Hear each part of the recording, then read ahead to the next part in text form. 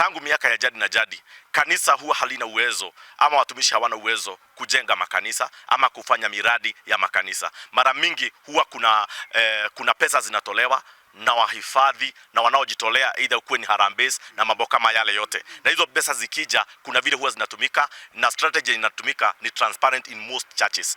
Ni mpango wa kiungu ya kwamba kila mtu aweze kusimama na kazi ya Mungu. Hivyo wakati ambapo rais amesimama na kazi ya Mungu na kujitolea, hatuoni shida yote. Na ule mchungaji ambao ni Bishop Edward Mwai wa kanisa la Jesus Winner pale Ulisabu hajafanya makosa yote, kwa sababu ni haki ya kila mtu kuingia kanisani na kujitolea. Hivyo Wakenya, ningetamani niwaambie ya kwamba maneno ambayo inaendelea, sisi kama washugaji tumesimama kindete, tutetee mwili wa Kristo na tutetee nyumba ya Mungu, kwa sababu kujenga kanisa si ya mtu mmoja, kanisa ni ya watu wote.